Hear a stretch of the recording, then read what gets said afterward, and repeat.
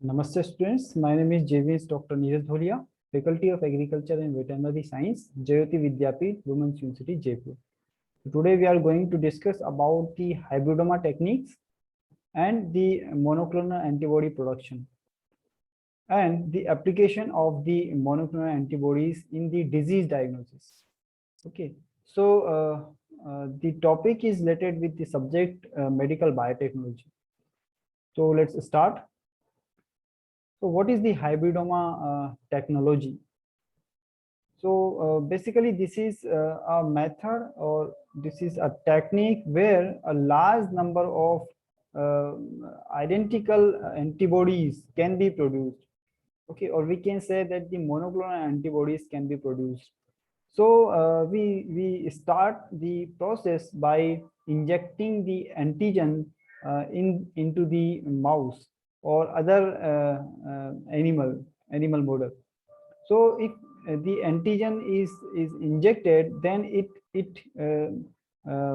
evokes the immune system of the animal, and the animal respond to the antigen and give the immune response as it produce the antibodies against the antigen. So the B cells which are present in the spleen, they are responsible for the production of the antibodies. So we isolate the B cell from the spleen of the animal, and we try to fuse these B cells with cancer cell, that is myeloma. Okay, so why we are fusing them? Because the B cells from the animal is producing the antibodies, but it has a limited lifespan, so it will die after some time.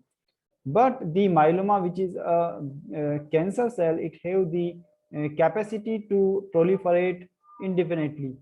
So we take the property of the antibody production from the B cell, and we take the property of the indefinite proliferation of the myeloma cell, that is a cancer cell. So we try to produce a hybrid cell that is known as the hybridoma. So that's why it is known as the hybridoma, which has both the antibody producing ability as well as the as well as the longevity of as a property of the myeloma. So these cells, the hybridoma cells, can be grown artificially, can be cultured artificially, and it will produce, it will be forced to produce identical population of the antibodies. So the antibody, which is there are two types of the antibodies. One is the monoclonal, and second is the polyclonal. Okay, so in the polyclonal antibodies, it is actually a mixture of the antibodies that are generated against the different epitopes of the antigen. While the monoclonal antibodies are produced against a specific epitope in the immune system. Okay, or we can say that we isolate B cell population specifically, and if a single cell is there, that will produce the antibodies that will be known as the monoclonal, because they are clones of the single cell. Okay, they are all the antibodies which are produced from a single B cell will be monoclonal, because they have the same genetic composition, same clones, they are the same clones. Okay, and if the antibodies are extracted or collected from the different B cells, okay, then the population of the antibodies will known as the polyclonal. Okay, so the myeloma cell line that is used in this process is selected for its ability to grow in tissue culture, and for the absence of the antibody synthesis. So this is the basic of the hybridoma technology. Okay, so who invented this technology and who the credit goes to the scientists? There are one is the Milstein and second is the Kohler. So in the 1975, the production of the monoclonal antibodies was invented by these scientists. Okay, so they produce the hybridoma cells for the production of the monoclonal antibodies. So what method they utilize? So they use, first they use the animal, they expose the animal to the antigen, then they extracted the spleen cells from that animal, and from that they extracted the B cells. Then they grow one another cell, that is the myeloma cells. It is a cancer cell, and from the myeloma cells they take care that these cells, they should not have the HGPRT gene.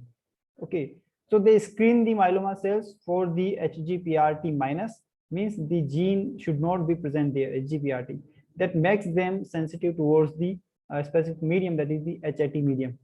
Okay, now then they fuse the both cells. One is the myeloma cells, which is HGPRT minus, and second is the B cells.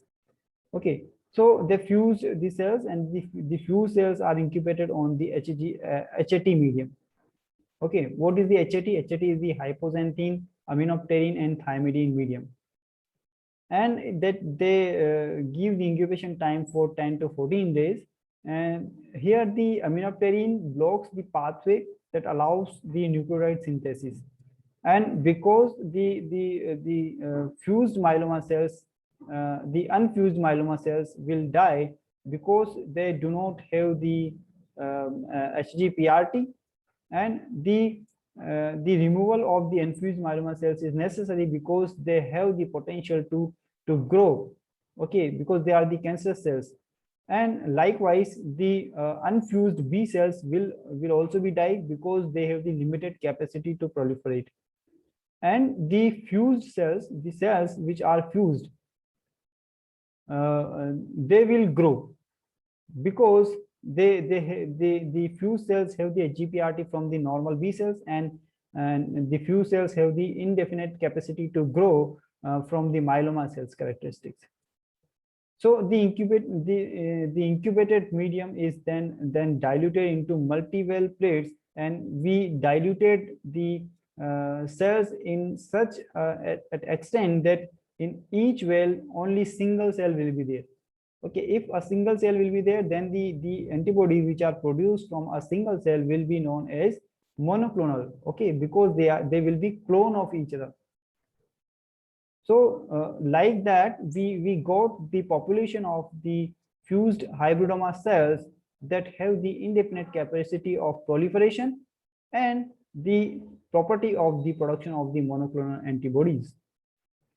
So this was the procedure. This was the procedure of the production of the hybridoma technology, hybridoma cells. Okay, so now what is the applications of the hybridoma cells? So there are various applications, but we will study the diagnostic. Okay, so first of all, we know that what are the various applications of the hybridoma cells. So because they produces the monoclonal antibodies, and these monoclonal antibodies can be utilized in various ways. For example, say for the prevention, the diagnosis, the treatment of the various disease.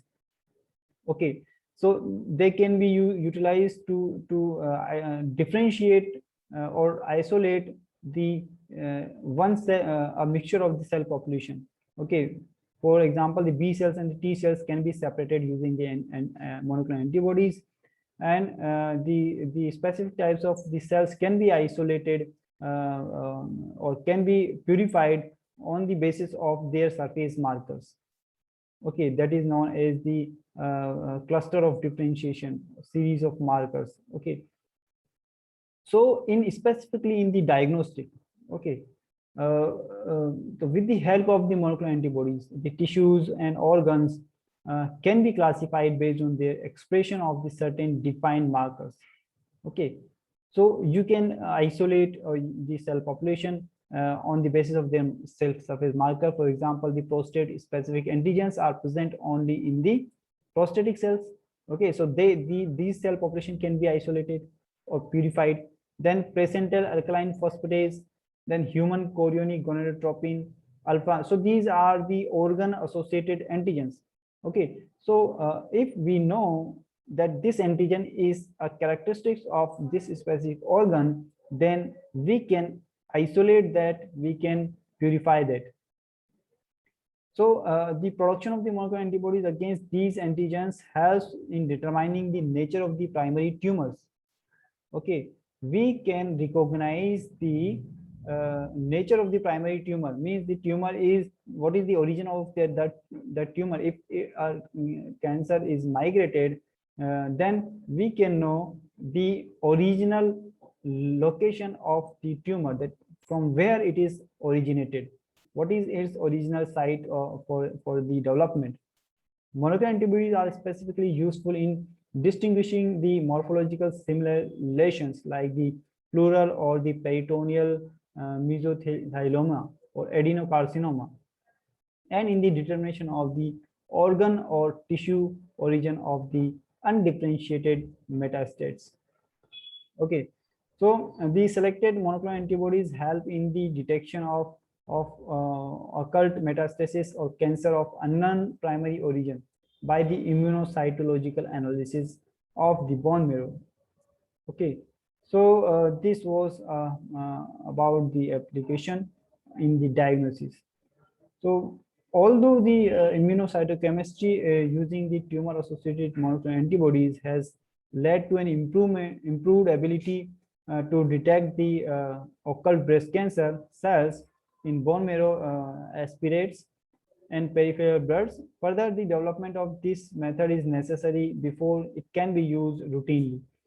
So this was all about the monoclonal antibodies, hybridoma technology, and the applications of the monoclonal antibodies in the disease diagnosis.